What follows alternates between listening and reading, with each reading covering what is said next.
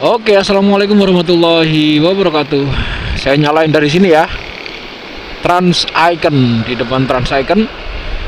Oke, seperti kemarin kita kembali lagi di Ngosmik, ngobrolin sepeda motor listrik. Tetap sambil saya berangkat kerja ya. Kita akan ngomongin hal-hal yang mungkin dibutuhin sama teman-teman yang pengen tahu lebih banyak tentang motor listrik, pengen beli motor listrik, atau lagi cari-cari info tentang motor listrik. Kemarin kita sudah bahas tentang ngecasnya motor listrik atau kendaraan listrik ya, mobil, sepeda juga. Itu di mana aja sih? Ya, kemarin kan udah kita bahas ya. Nah, hari ini saya pengen bahas soal chargernya. Nah, itu ya. Gimana sih kira-kira chargernya motor listrik itu? Kalau kita beli dapat nggak? Kalau nggak dapat gimana? Nah, itu gitu ya. Oke. Jadi teman-teman, beli motor listrik itu sebenarnya sama aja kayak kita beli laptop, kayak kita beli HP ya, yang tenaganya itu dengan baterai dan baterainya itu rechargeable, itu pasti kita akan dapat charger. Jadi waktu kita beli motor listrik, semuanya termasuk mobil listrik itu pasti kita juga dapat charger bawaan.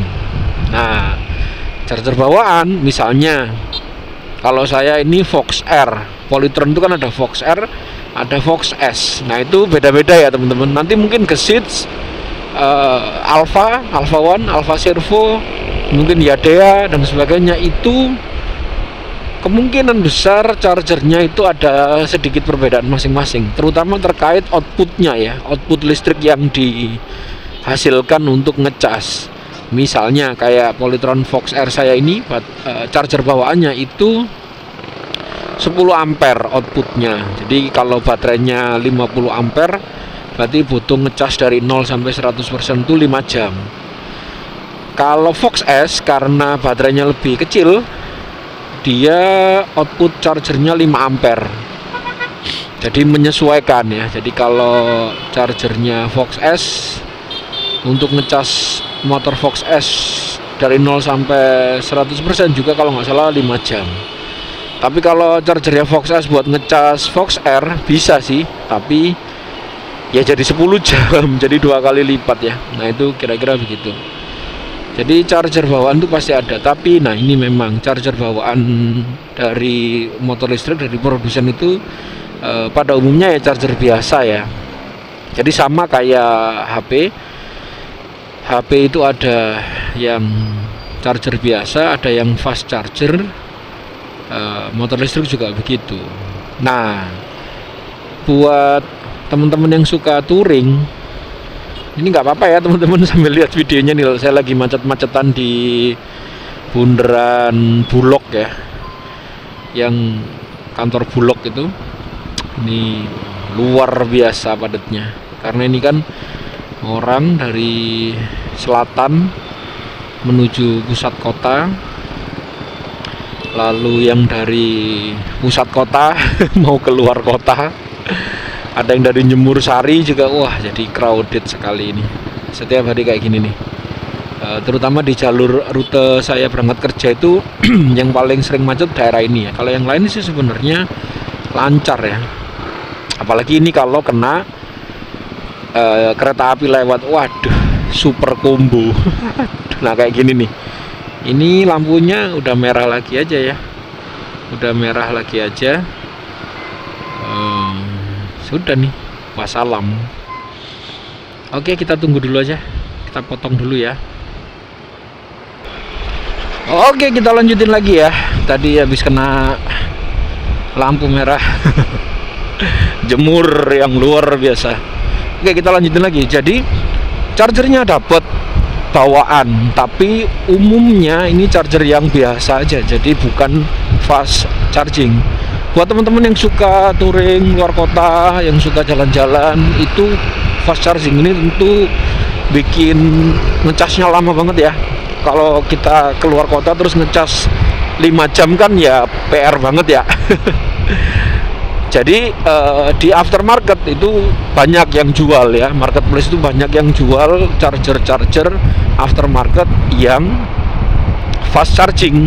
Jadi macam-macam, ada yang fast chargingnya itu sampai 45 ampere bahkan. Jadi bayangin, charger bawaan itu cuma 10 ampere, ini sampai 45 ampere. Jadi kan kalau ya tadi itu misalnya 50 ampere baterai Polytron Fox R, ya sekitar 1 jam ya, 1 jam sudah bisa full. Nah, walaupun rekomendasinya kayaknya maksimal 30 atau 40 ya, gitu, biar nggak terlalu panas, biar nggak meleleh kabelnya. Nah, itu yang versi mahal. Ada fast charger yang versi agak murah, itu kapasitas outputnya itu 20 ampere kalau nggak salah. Itu kalau nggak salah 1, sekian, 1,5, 1,3 kalau nggak salah harganya. Nah, kalau fast charger yang mahal yang 45 ampere itu sekitar 2, atau 6 ya, 2, atau 3 juta kalau nggak salah. Nah, itu begitu. Nah, charger yang fast charger 20 ampere tadi itu sebenarnya juga bisa digabung sama charger bawaan. Nah, jadi dikasih alat lagi namanya joiner. Joiner ini gabungin antara charger bawaan 10 sama charger yang fast charger 20 tadi, jadi masuk ke motor itu 30 ampere. Nah, ini juga bisa, jadi lebih cepat. Nah, kalau saya sih sebenarnya minatnya beli yang fast charger 20 ampere sama joiner ini ya, lebih terjangkau lah kira-kira. Tapi ya gitu kelemahannya, jadi kita lebih berat bawaannya ya, gitu, barang bawaannya lebih berat karena kan harus bawa 2 charger. Nah, kalau yang fast charger lebih mahal tadi itu bisa dibawa kemana-mana, charger bawaan dibuat ngecas di rumah. Kalau ngecas di rumah, kenapa? Karena logika umumnya aja ya, kalau fast charger pasti jauh lebih rakus daya listrik, karena kan dia untuk bisa ngeluarin 45 ampere berarti kan dia rakus listrik ya, mungkin nggak 800 watt lagi, udah mungkin 2000 barangkali ya, lupa saya, 2000 ampere lebih bahkan mungkin. Jadi biasanya orang yang pakai fast charger itu dipakai di luar, di SPLU atau di SPKLU atau di PLN bahkan. Nah, biasanya dia pakai fast charger. Yang di rumah biar nggak rakus daya, biar nggak jeglek-jeglek, biasanya pakai yang charger bawaan aja.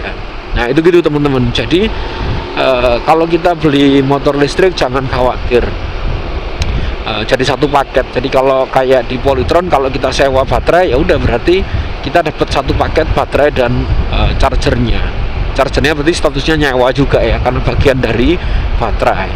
Kalau yang beli putus juga bisa. Kalau motor listrik itu yang lain, merek lain, otomatis jadi hak milik ya, karena kan baterainya juga beli. Misalnya kayak Yadea, mungkin Gesits ya, Alfa, Volta dan seterusnya, itu hak milik. Nah, gitu teman-teman. Nah, tinggal teman-teman sesuai kebutuhan aja. Butuhnya perjalanan kantor seperti saya yang setiap hari tapi jarak pendek, jadi mungkin ngecas itu 2 hari 3 hari sekali. Atau teman-teman suka touring. Nah, kalau suka touring pasti kebutuhannya beda. Kecuali teman-teman mau pakai charger bawaan ya berarti harus lebih sabar. Kayak saya kemarin sempat ke Jombang ngecas di PLN Mojo Agung ya 2 jam benar-benar dipakai buat istirahat. Nah, itu begitu. Ya 2 jam itu aja nggak full ya. Ya mungkin cuma 60% kalau nggak salah. Waktu itu saya mikirnya pokoknya cukup untuk pulang ke rumah. Oke, kita lanjut lagi. Jadi kalau kita pakai charger bawaan ya tadi itu di PLN 2 jam belum full, tapi ya nggak apa-apa, pokoknya cukup. Tapi kalau kita pakai fast charging enak, mungkin istirahat setengah jam, 1 jam sambil istirahat, layah-layah. Orangnya istirahat, motornya dicas. Nanti 1 jam motor mungkin sudah penuh, bisa lanjut perjalanan lagi. Gitu ya teman-teman, barangkali ini masih jadi pertanyaan buat yang sedang cari informasi tentang motor listrik. Semoga bermanfaat. dan nanti kita akan bahas lagi hal-hal yang lain. Sebenarnya saya pengen bahas juga soal subsidi ya. Kemarin lagi rame di grup Facebook, subsidi motor listrik, kendaraan listrik katanya sih sudah dicabut atau sudah habis. Nah gimana tuh? Nah coba kita bahas itu ya. Nanti saya coba cari-cari informasinya dulu. Oke, terima kasih. Segitu aja konten kita kali ini, mungkin tidak terlalu panjang. Terima kasih buat teman-teman yang udah nonton. Kalau ada yang mau nambahin silakan untuk nambahin di kolom komentar. Sekali lagi mohon maaf kalau mungkin ada yang saya sampaikan salah-salah ya, ada salah-salah kata. Saya akhiri, wassalamualaikum warahmatullahi wabarakatuh. Salam Silent Rider.